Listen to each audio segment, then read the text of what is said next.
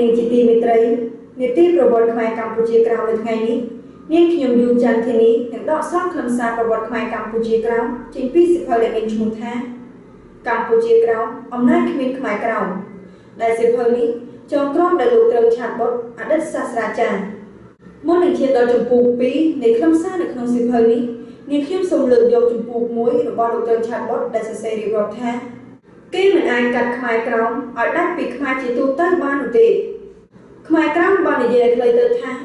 ខ្មែរគឺជាជាតិមួយដែលមានអរិយធម៌ដោយឡែកហើយពិតប្រាកដតាំងពី 1500 ឆ្នាំមុនគ្រិស្តសករាជមកម្ល៉េះតាំងតែពីរយៈកាលនោះខ្មែរបានបោះគ្រឹះនៅលើតំបន់មួយដែលស្ថិតនៅចន្លោះទន្លេពីរគឺទន្លេសាបនិងទន្លេមេគង្គដែលហូរធ្លាក់ចូលទៅក្នុងសមុទ្រចិនអរិយធម៌ខ្មែរដែលបានដុះដាលក្នុងតំបន់នោះបើគេធ្វើការប្រៀបធៀបទៅទន្ទឹមគ្នានឹងអរិយធម៌មួយទៀតដែលបានកើតឡើងដែរនៅលើទ្វីបអឺរ៉ុបគឺអរិយធម៌ឆ្នាំសេឡាតែអរិយធម៌ខ្មែរនៅក្នុងសម័យនោះមិនមានការកត់ត្រាទុកជាឯកសារផ្សេងៗនោះទេ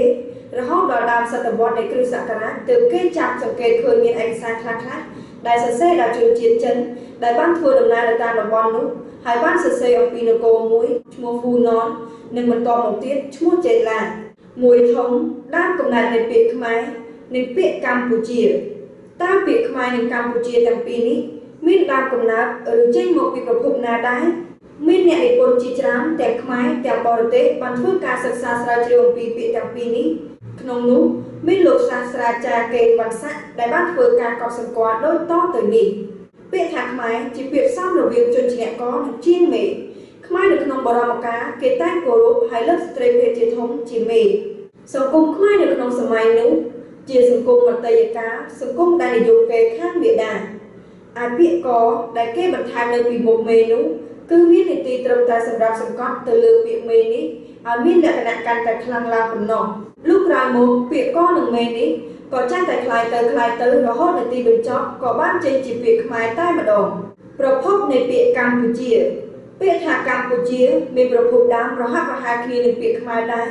គឺជាពាក្យផ្សំរវាងជនជាអ្នកកនិងពាក្យពូជាដោយសារនៅក្នុងសម័យនោះប្រទេសខ្មែរជានគរមួយដែលមិនចុះជាមួយចំណុះនគរណាមួយទៀតនោះឡើយជានគរដែលតែងតែមានជ័យជំនះហើយមានភាពរុងរឿងជានិច្ចកម្ពុជាជាប្រទេសមួយដែលមានកិត្តិយសភាពល្បីល្បាញមានអរិយធម៌ខ្ចរខ្ចាយនៅក្នុងតំបន់នោះចំណុចទី2ធំហ្វូណនអ្នកស្រាវជ្រាវបារាំងម្នាក់ឈ្មោះសាក់សេដេយល់ដោយឯកសារចិនដែរថាហ្វូណនคล้ายមកពីពាក្យនគរភ្នំតែអ្នកស្រាវជ្រាវខ្លះទៀតហៅនគរគោកធ្លុកទៅវិញកំណត់ហេតុរបស់រាជទូតចិនឈ្មោះកាន់ថៃដែលបានធ្វើដំណើរមកដល់នគរនេះនៅក្នុងដើមសតវត្សនៃគ្រិស្តសករាជបានសរសេរថាបឋមក្សត្រនៃនគរនេះមានព្រះនាមថាហ៊ុនទៀនជាក្សត្រដែលមានដើមកំណើតមកពីប្រទេសឥណ្ឌានៅពេលក្សត្រអង្គនេះបានមកដល់នគរហ្វូណនចម្បាំងមួយក៏បានកើតឡើងជាមួយនឹងទ័ពរបស់ក្សត្រីព្រះនាមលីវយីដែលបានសោយរាជ្យនៅនគរនេះក្រោយដែលបានឈ្នះចម្បាំងលើទ័ពរបស់ក្សត្រីលីវយីហើយហ៊ុនទៀនក៏បានរៀបអភិសេកជាមួយក្សត្រីនេះទៅនៅក្នុងចម្ពោះមួយដដែលនេះលោកត្រាំឆាតបុតបានបន្ថែមទៀតថាលោកសាស្ត្រាចារ្យត្រឹមងារដែលបានធ្វើការស្រាវជ្រាវដោយបានគិតគូរតាមពួនវិទ្យាសាស្ត្រផងបានសរសេរថារាជធានីនៃនគរហ្វូណននេះស្ថិតនៅចន្លោះស្រុកបាភ្នំនិងបាណានគឺនៅក្នុងខេត្តព្រៃវែងសប្តាហ៍ថ្ងៃនេះឯកសារខ្លះទៀតបានសរសេរថារាជធានីនេះស្ថិតនៅក្នុងខេត្តតាកែវទៅវិញនគរហ្វូណនមានកំពង់ផែមួយដ៏ល្បីល្បាញគឺកំពង់ផែអូកែវស្ថិតនៅក្នុងខេត្តក្រមួនសនៅកម្ពុជាក្រោមគឺដោយសារតាមកំពង់ផែនេះហើយដែលចំនួនជួយប្រែនានាបានប្រព្រឹត្តទៅជាមួយនឹងប្រទេសចិនប្រទេសឥណ្ឌូនេស៊ីនិងប៉េជាដើមហ្វូណនជានគរមួយសម្បូរទៅដោយមាសប្រាក់ទុំដែងសម្លៃកបាស់ឈើភ្លុកដំរីស្នែងប្រាក់និងវត្ថុធាតុដើមដទៃទៀតសពសារពើហេតុនេះហើយទើបអ្នកខ្លះហៅថានគរសវណ្ណភូមិដោយសារក្សត្រគ្រងរាជហ៊ុនទៀនមានសញ្ជាតិដើមជាជនជាតិឥណ្ឌានេះហើយទើបនគរហ្វូណននេះបានទទួលឥទ្ធិពលយ៉ាងខ្លាំងពីប្រទេសនេះនៅកម្ពុជាក្រោមវត្តសម្បូររាំងសីក្នុងខេត្តព្រះត្រពាំងបានកសាងឡើងនៅឆ្នាំ373ជាចុងបញ្ចប់នៃចម្ពោះមួយនេះលោកត្រាំឆាតបុតបានបញ្ជាក់ទៀតថា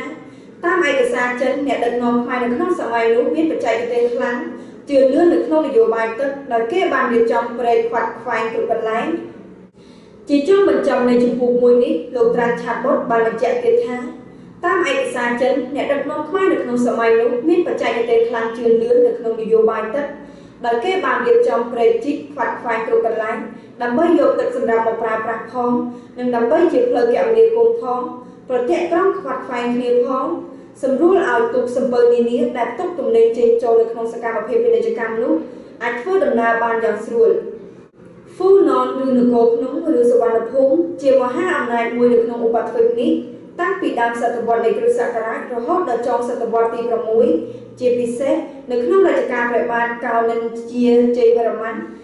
đại miết trong bờ tôi hàng trước tôi lên bờ tây chân hàng cát tôi lên đồng bòn núi ai lời ní hai tháng nhà tráng nếu không bờ tây Việt Nam hàng bóng tôi nâng đồng bòn ở đó ngay ở Phật Phi Malaysia ai hàng lệch vĩnh tôi nâng bờ tây Phú Miền tại cào về đại sang ông ní bàn sai thì một cột tờ được không năm trăm rồi là bốn rất vô rầm mắn có bác xâm lập ra chết là anh và niềm tuần vô rầm mắn hãy nói soi đi khuôn anh rồi hốt một đôi năm trăm rồi sang sập rầm bốn trong bác soi thì một cột hãy có chết sắc trong khai bọc óc nên được cô phụ nòn đài cái việc sạch rất vô rầm mắn ní cái cũng khơi miền anh sai ná có trác chia bằng to tiền một kế có tại kê bàn đợt tháng phụ nón bán thẹn thực không sự kiềm đó ăn rách để hời lúc này nhìn chỉ tìm về đấy áp tập bọn đỏ xong trên vì sự hơi Campuchia krong ông nói quyền khmer krong trong chừng là chụp buộc mùi phía tìm mùi nếp bể so slide tại position hai đợt ngày sai nhưng khi mình đọ xong chừng này chụp buộc mùi phía tìm pi chỉ bật to tiết này ngày sai ní đối với complete tạm ban bị phê nhà riêng sẽ chia bật to tiết sâu o quân sâu của đồ liền